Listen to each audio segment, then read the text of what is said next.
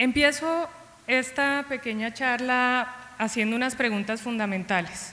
Todo empieza por buenas preguntas y al final creo que, y si ustedes han seguido todo el debate nacional sobre lo que ha venido pasando con Colciencias y la reducción del presupuesto nacional para ciencia y tecnología, pues hay palabras que se vuelven como de moda. La innovación es la última, que ahora todos queremos innovar, pero realmente ¿eso qué significa?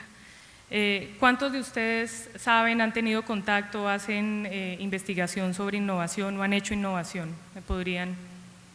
Ok, profe. Bien, bueno. Entonces, vamos a enmarcar en por qué ciencia, por qué tecnología, por qué innovación, porque eso es importante para los países. Y antes, para llegar a esas preguntas, vienen otras preguntas que anteceden. Y yo quisiera empezar insistiendo en el sentido y el significado de desarrollo. Cuando pensamos en desarrollo, pensamos la mayoría de las veces en países con gran infraestructura, edificios muy prominentes y sobre todo países con población en su mayoría con un ingreso de renta elevado.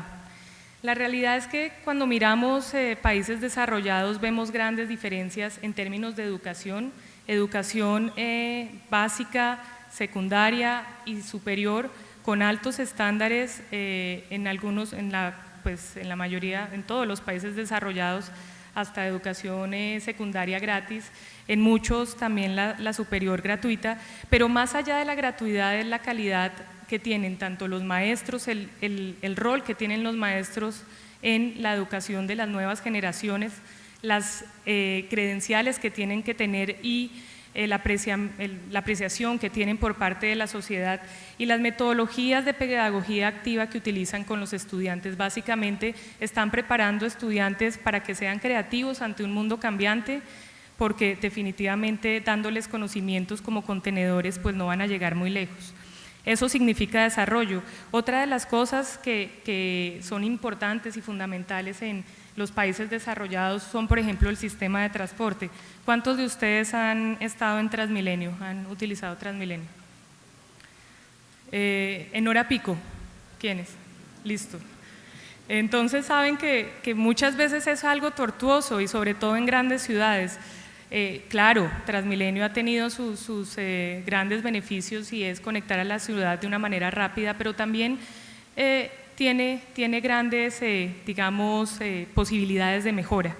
Una de las cosas que hace que la calidad de vida de las personas aumente y sea mejor es que tengan buenos sistemas de transporte suficientes, con unos conductores que entre otras cosas pues cumplan las reglas de tránsito, lleven a las personas de manera, segura y en condiciones, mucho mejores para movilizarse. La parte de vivienda es otra.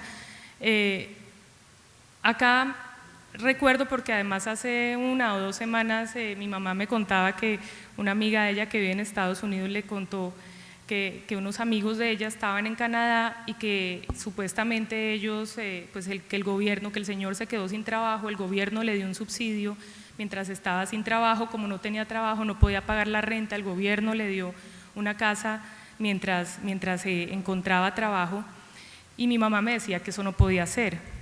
Entonces yo le decía, pues sí, así es. Esta es una de las cosas que significa países que tienen una mejor distribución del ingreso y que son más ricos y tienen también unas formas de llegar a la población, dándoles, por ejemplo, vivienda cuando las personas no tienen cómo comprar una casa o no tienen cómo pagar un arriendo, dándoles los beneficios de poder vivir en casas de gobierno y pagando un arriendo luego si tienen trabajo acorde con los ingresos.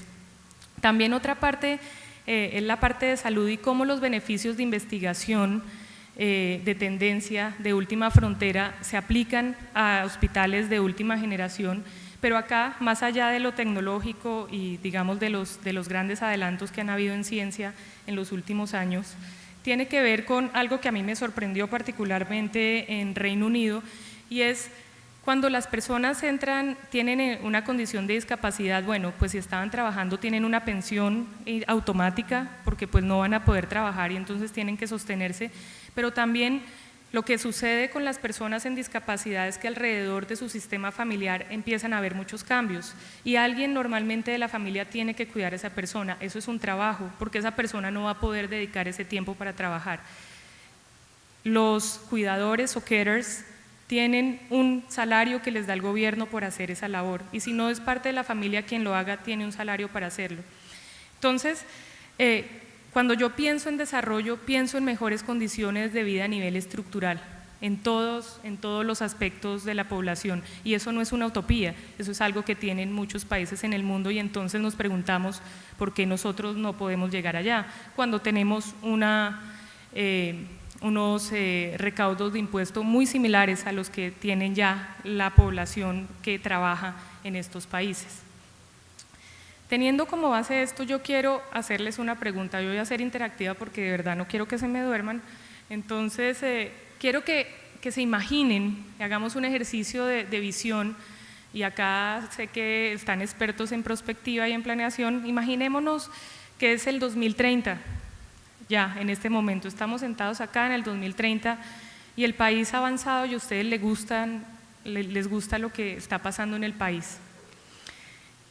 Como les gusta lo que está pasando, imagínense de verdad que es el 2030, no es muy lejos tampoco, son solamente 12 años, pero en 12 años se pueden hacer cambios estructurales de mediano plazo. ¿Qué es lo que más les complace de ese país en el que están hoy en el 2030? Alguien que me dé una respuesta, varios. Lo que primero les parezca que les gusta que ven del país. No les gusta nada. Profes. Ok. Educación mayor. No hay pobreza. Perdón, ¿qué más? Menos corrupción. Salud de calidad. ¿Qué significa salud de calidad?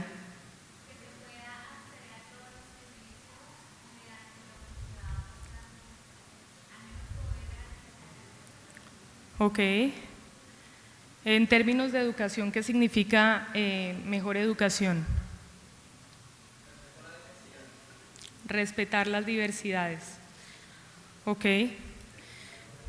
¿Qué más me están diciendo por acá? ¿Perdón? Mayor cobertura en educación, ¿en qué niveles? Un país en paz, por supuesto. Bueno, todo lo que ustedes han dicho básicamente tiene que ver con condiciones estructurales, porque es que antes de llegar a ciencia, tecnología e innovación tenemos que mirar esto como un sistema y en conjunto. Finalmente la ciencia, la tecnología y la innovación son instrumentales para tener ese país que queremos y eso hacia donde nos queremos aproximar. Por eso no quería empezar contándoles toda la teoría de la innovación, porque cuando vemos la ciencia y sobre todo, bueno, ustedes son profesores, están en el sector educativo, pero en general las personas ven como la ciencia y la tecnología como algo muy lejano y resulta que eso es lo que hace, es el vehículo a través del cual podemos tener mejores condiciones estructurales en general como sociedad.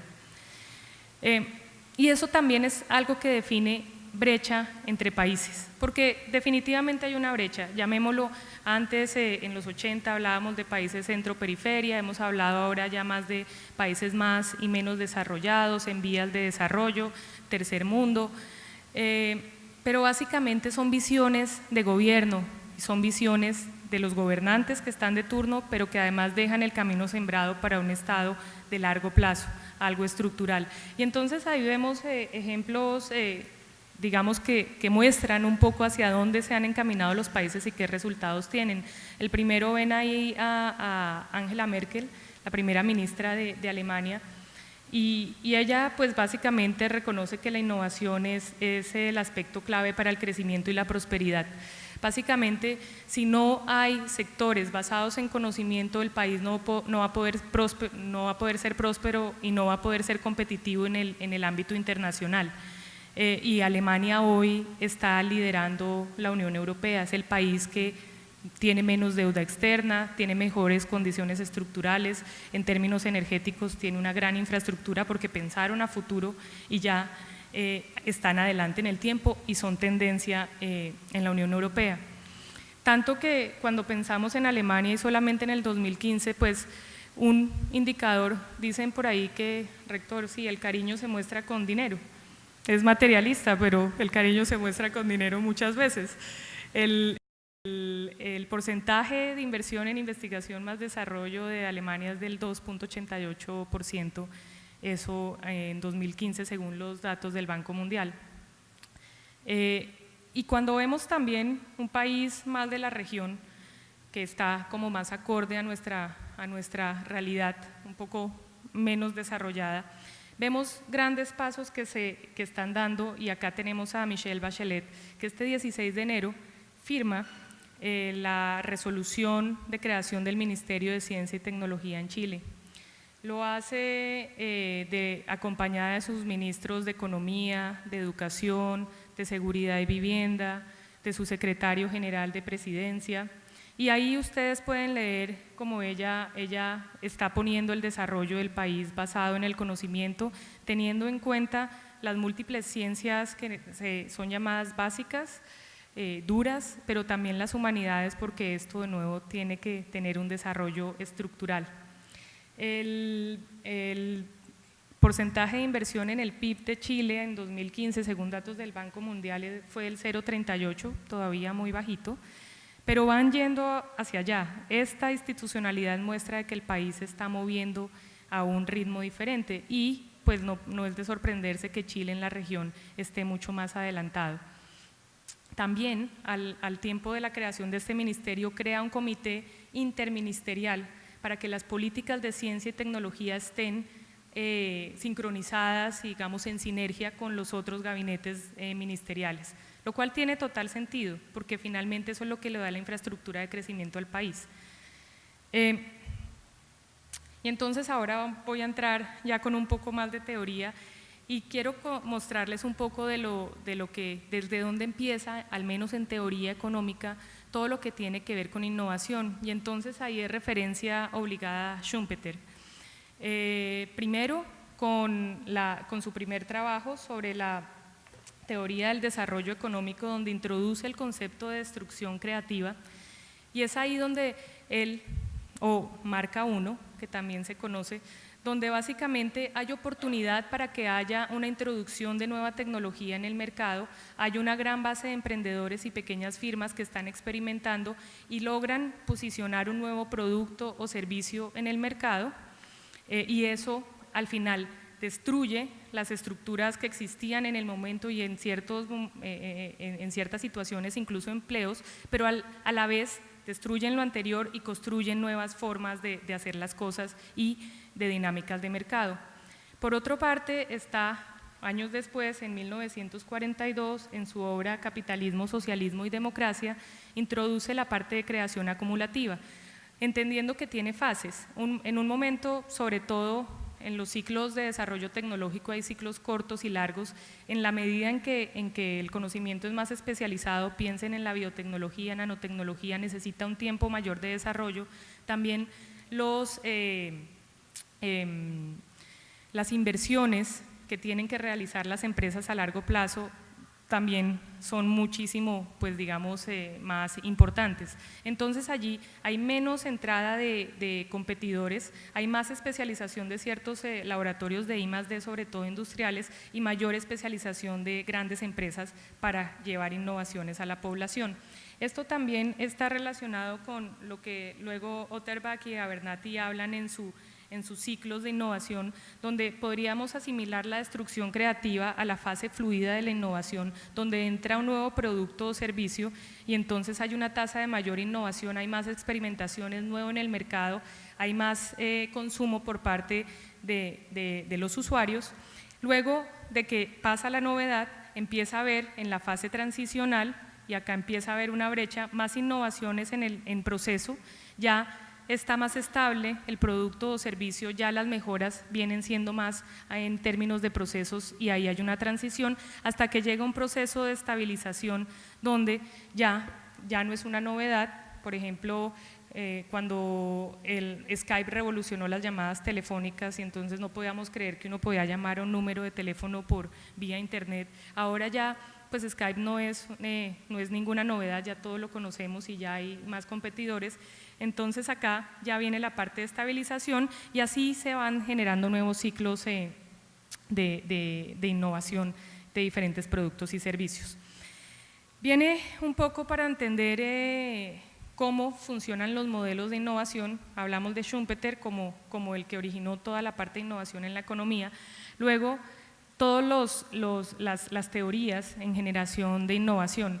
Esto de Marco, les voy a hablar de Marco 1, Marco 2 y Marco 3, el lenguaje de la Unidad de Política Científica de la Universidad de Sussex, SPRU, que históricamente han sido los líderes en política científica, en construcción de política científica en el mundo. Cuando hablamos de Marco 1 hablamos del modelo lineal, básicamente, donde creemos que si uno invierte en investigación básica, luego de los resultados de la investigación básica llegamos a la investigación aplicada. La investigación aplicada va a dar algunos resultados en laboratorio que luego deben ser desarrollados y luego se generan unos productos, procesos, servicios ya más estables que son introducidos al mercado.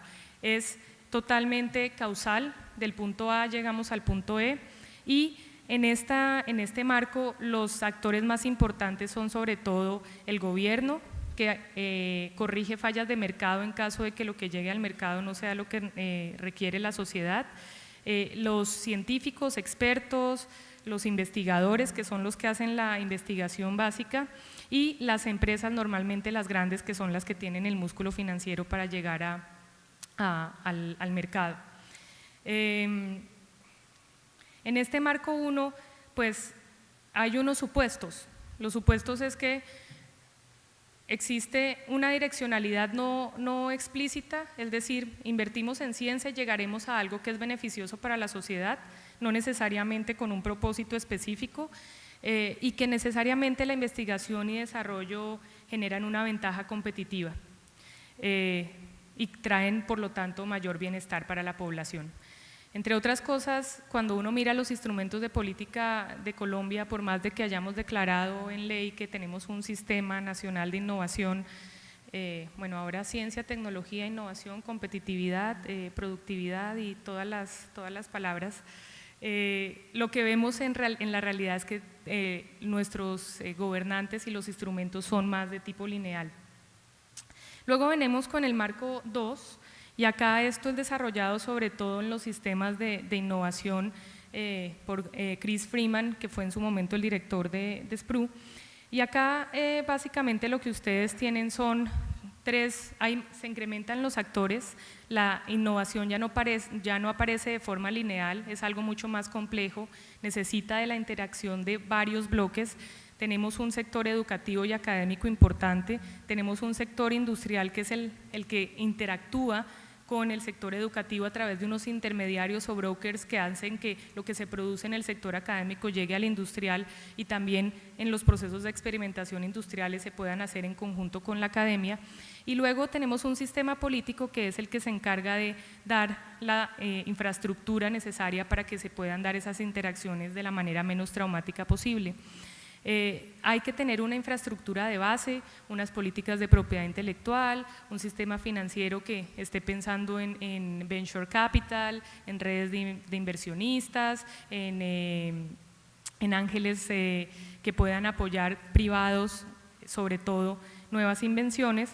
Y acá tenemos dos formas de ver los sistemas de innovación, una que es la narrow o angosta, que es la que implementó la OCDE para los países, donde básicamente se espera que si se tienen todos estos bloques que ustedes ven acá, el sistema de innovación debería funcionar y debería traer los beneficios para la sociedad que se habían proyectado con los indicadores digamos más tradicionales que se tienen en esta área. Y otro que es el más amplio, que es que tiene un énfasis más decisivo y explícito en los ciclos de aprendizaje.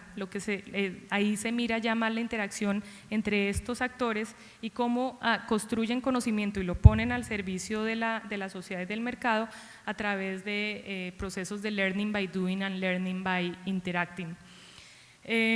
Acá un concepto clave es la path dependency, donde se entiende que a través del tiempo el cambio es acumulativo, se generan ciertas capacidades por medio de los actores y los bloques, que tiene una direccionalidad, queremos llegar a un punto y digamos que a nivel gubernamental es claro y de las empresas a dónde se quiere llegar, y esa dependencia de esa trayectoria es marcada y define los ciclos de innovación que salen desde ahí.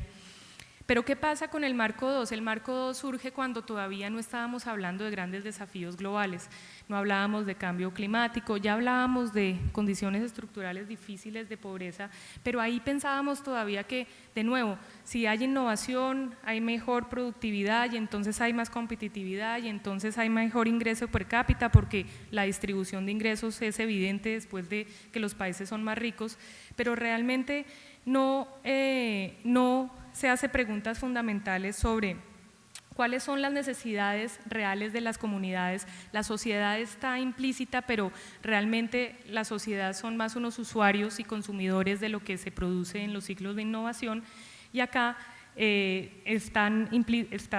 Marco I habla mucho de la difusión de los resultados de la academia y puestos en la empresa, y de modificación incluso por parte de los usuarios cuando ya entran en interacción con los productos, muy poco de coproducción. Y esas eran la producción científica alrededor de sistemas de innovación en los últimos años empezaba ya a decir, oiga, el marco de sistemas de innovación no está completo. Y entonces los señores de SPRU, muy inteligentemente y ahora con su nuevo director Johan Schott, han creado o están en proceso de creación del Marco III, que es lo que se llama la innovación transformativa. Esto se está inventando, este viaje que tuve ahorita para la Universidad de Sussex fue justamente mirando modelos de experimentación en el país, porque hay un consorcio a nivel mundial que SPRU ha organizado y hasta ahora hay 5 países, están Suiza, Finlandia, Suecia, Finlandia, Suráfrica, Reino Unido, Colombia, y ahora se quieren unir México, Panamá y Perú. Pero básicamente, y está acá soportado por Colciencias, es una de las cosas buenas que ha tenido al menos de visión Colciencias de hacer un tipo de política diferente, donde primero de los grandes cambios hay necesidades sociales y ambientales que no podemos dejar de lado en los procesos de innovación, es decir, no hablamos solamente de cambio tecnológico y de mayor productividad y mayor competitividad sin tenerlo fuera de contexto de cómo generamos una mejor estructura social y ambiental. Por otro lado, la innovación no siempre es buena, y esto es algo que explícitamente se pone en este marco de operación. Tecnologías para mayor productividad de combustibles fósiles que cumplieron con su propósito, hacen más eficiente digamos la extracción de recursos fósiles y toda la cadena de negocio, pero que tienen grandes daños ambientales, pues no son innovaciones buenas. O cuando me acuerdo en una conferencia, cuando estaba en el doctorado de quien pensó todo el esquema de negociación de bonos de carbono para lo de cambio climático, y fue quien se inventó todo esto de que los países tienen unas bolsas de emisiones máximas que pueden tener, y si se pasan le tienen que comprar a los países menos, los que no tienen menos producción, pues les tienen que pagar porque ellos no cumplieron con su cuota. Ella decía, pues en términos de racionalidad económica estaría muy bien que en Escocia talaran todos los árboles para hacer papel higiénico. ¿Por qué no? Porque pues tiene racionalidad económica, es un buen negocio, podrían ser líderes en producción de papel higiénico, pero ¿tiene sentido? Entonces son el tipo de preguntas que los economistas, con su buen sentido, y acá mis disculpas a los economistas, no tienen siempre en el radar. No todo lo que implica crecimiento es necesariamente bueno. Y lo mismo acá, en términos de regulación es necesaria, pero no suficiente. Estamos enfrentándonos a un mundo en transición, un mundo cambiante, con varias personas desde la innovación de base, desde las personas de base con necesidades muy específicas a las cuales la regulación no necesariamente llega y si llega es imperfecta. Y acá, ¿ya se durmieron? No, Esto es básicamente de dónde sale este marco 3, que son las transiciones sociotécnicas. En las transiciones sociotécnicas básicamente tenemos algo que se llama como el panorama o landscape, que son todas las condiciones estructurales de los gobiernos, cómo está la situación global en términos de economía, que hay un cambio de presidente y eso afecta a las divisas, hay un desastre natural y eso cómo afecta, es todo lo que está por encima y que afecta a los sistemas sociotécnicos de los países. Está el régimen, que es todo lo que está constituido, cuando ya existen ministerios, instituciones que tienen una visión de qué es la ciencia, hacia dónde van, cuáles son las ventajas competitivas de un país y dónde es que se deben poner los estímulos. Ahí es donde hay un régimen constituido y hay unos acuerdos generales donde ese es el camino que vamos a seguir. Eso es el statu quo, por decirlo de una manera. Y tenemos acá estos señores que son los nichos, y los nichos empiezan como redes organizadas de usuarios que frente a un problema o unas soluciones piensan que pueden hacerlo de otra forma. Por ejemplo, frente al fast food tenemos el slow food y ese es uno de los casos que en política transformativa se están viendo en este momento en el país, algo que está sucediendo en el Atlántico. Y estos están peleando contra el régimen, dicen no, eso que está allá aceptado y que es el deber ser y que es como lo que más se consume, no es lo que nos identifica, se puede hacer de otra manera. En la medida en que los nichos se empiezan a organizar y empiezan a haber más redes de personas haciendo las mismas cosas, empiezan a tener suficiente fuerza y acá es donde empiezan a hacer presión al régimen y generan una disrupción que termina rompiendo la dinámica de régimen e introduciendo nuevas innovaciones. Si ustedes se dan cuenta, esto tiene una perspectiva de tiempo importante y es un seguimiento de ver qué va sucediendo a medida que va pasando el tiempo y cómo se va introduciendo. Una de las limitaciones que tiene este marco es que la parte de espacio no es muy, pues no está explícita, cómo los nichos también cambian y dependen de acuerdo a dónde están ubicados y digamos los aspectos culturales. Entonces, acá en el cambio transformativo, pues hay una parte muy importante que quiero resaltar y es, en la parte de sistemas de innovación todavía se habla de un esquema de arriba hacia abajo y de abajo hacia arriba, es decir, mucha gobernabilidad de parte de las instituciones formales como las reglas de juego formales, y luego algunos cambios e innovaciones producidas desde la base. Pero digamos que la innovación social, la innovación inclusiva, la frugal o la de favor de los pobres no es tan explícita. En este esquema, esos nichos de los que les hablaba son producidos por la gente, que la gente es la que conoce sus necesidades. Y estamos en una región, y esta es una universidad regional, donde finalmente cada municipio, cada área tiene sus propias ventajas competitivas y quiénes mejores que los mismos usuarios y las personas y productores son quienes saben cómo se deben mover y cuál es ese aspecto disruptivo que pueden traer para romper el statu quo. Acá de nuevo vemos una parte importante de sinergia entre ciencia, ingeniería y ciencias sociales y humanidades, porque son cambios estructurales de largo plazo, no es poner ciencia, tenemos que meter más en investigación, investigamos ciencias duras y eso es suficiente, no, porque estamos en medio de problemas complejos donde necesitamos de un enfoque interdisciplinar, y acá entonces la forma de hacer política es diferente y es mucho más participativa. Esto al final está tendiendo hacia la sostenibilidad y lo que decían por acá de un país más inclusivo, más diverso, que respete, pues esto es parte de hacerlo también desde los mismos procesos de política. Esto lo quiero traer más… Este es un libro de Narayana Murthy y Odumosu. Estos dos personajes son grandes científicos, trabajaron los dos en los laboratorios Bell Labs de AT&T en su momento, decanos y académicos en la universidad en UCLA y en Santa Bárbara, pero más allá de eso, creo que tenemos que romper, y yo he sido como muy terca con esto porque de verdad lo creo, romper la dicotomía entre ciencia básica o investigación básica e investigación aplicada. Y entonces acá, disculpen, esta es la foto del libro, pero acá vemos ellos hablan de un ciclo de invención y descubrimiento, quitando de la jerga investigación básica, investigación aplicada, y vemos los premios Nobel, porque finalmente ese es el máximo, digamos, reconocimiento que puede tener un científico, y acá lo que se ve es que la mayoría de premios Nobel han estado más del lado de la invención, y que tienen ciclos incluso desde el lado de los ingenieros. En este caso acá vemos el ciclo de invención y descubrimiento en tecnologías de información y comunicación, y acá en resonancia magnética nuclear, como por ejemplo la invención del transistor. Luego en el 85 fue importante para entender el premio Nobel del efecto vacío cuántico, y acá otras, la invención del transistor, como al final también fue súper importante en todas las tecnologías ópticas y ondas de largo alcance.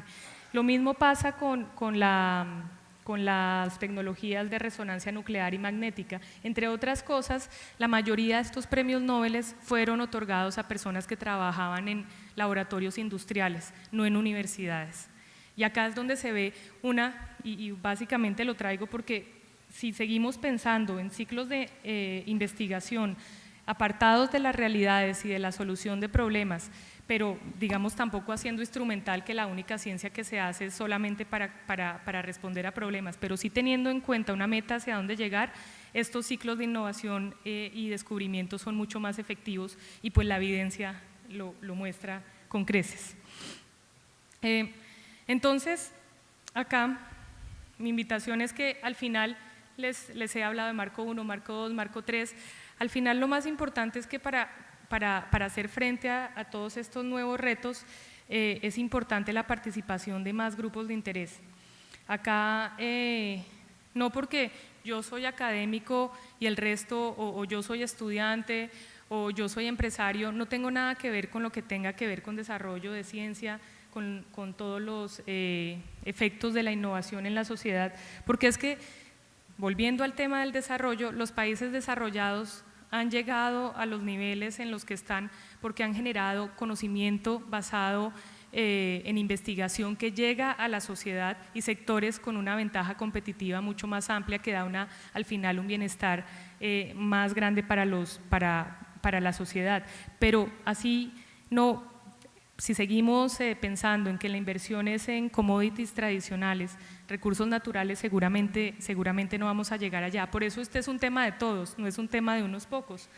Y acá vemos entonces cómo se debe construir ese conocimiento y cómo deben coexistir los marcos, porque al final siempre vamos a tener en política instrumentos del modelo clásico lineal que pueden funcionar en algunos casos, tenemos los sistemas de innovación, se están introduciendo todo lo de innovación desde la base, pero en y este es un sociólogo que lo pone, acá el conocimiento instrumental básicamente lo que mira es instrumental en el sentido de responder a un problema específico, y un problema específico académico. También hay conocimiento instrumental del lado que los políticos pueden pedir consejo a los académicos y responden a un problema específico, pero la verdadera riqueza está acá, cuando hay conocimiento reflexivo, es decir, hay unos adelantos en investigación, hay unos adelantos en conocimiento, pero esto de tener una interacción con los públicos, con los usuarios, con quienes son los depositarios de eso que se está produciendo es sumamente importante,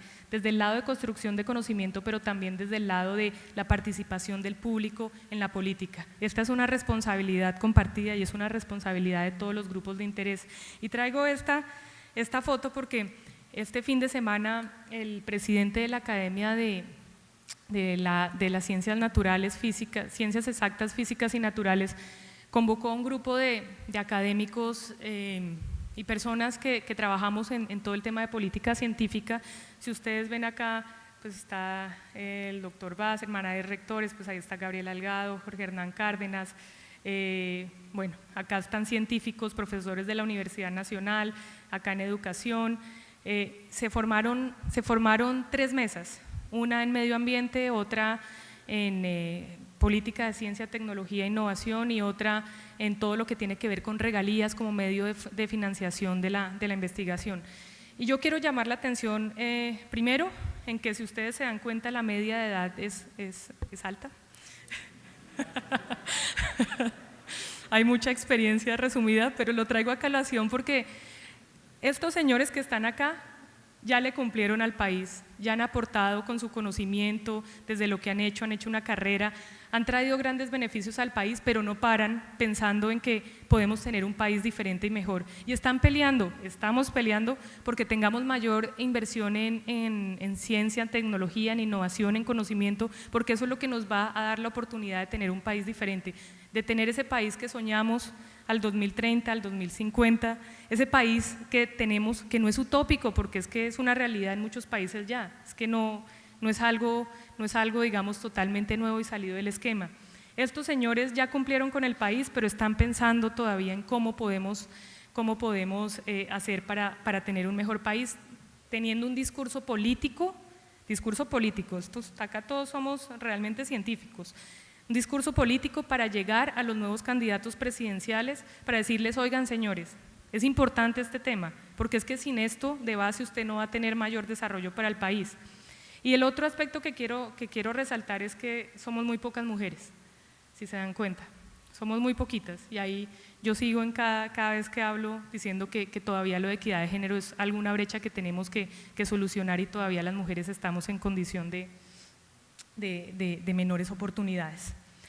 Y entonces, pues acá los incito, están sobre todo profesores, qué lástima no hayan estudiantes, pero que cuando sacamos los comunicados, las cartas, en Twitter, en todos los artículos en Semana, en Espectador, en El Tiempo, peleando, es justamente para esto, para que tengamos mayores recursos de investigación, para que podamos seguir avanzando en el desarrollo de conocimiento y no seguir dependiendo de lo que los otros países, de la importación de tecnología y conocimiento de otros, es para eso.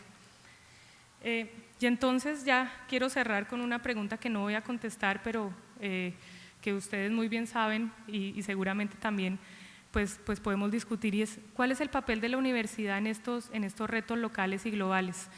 El reto de la universidad como actor político, como actor de un sistema importante, sobre todo a nivel de región, en este nuevo marco de construcción de paz, donde finalmente no solamente sacamos estudiantes para que cumplan con lo que se necesita por parte del aparato productivo, sino para que creen esta nueva generación de nuevas oportunidades de sectores basados en el conocimiento, y también generando esa interrelación que no podemos perder de vista con el sector privado y con el sector gubernamental, porque es que acá no estamos en una burbuja pensando en vacío, hay grandes problemas locales y globales a los cuales tenemos que dar solución.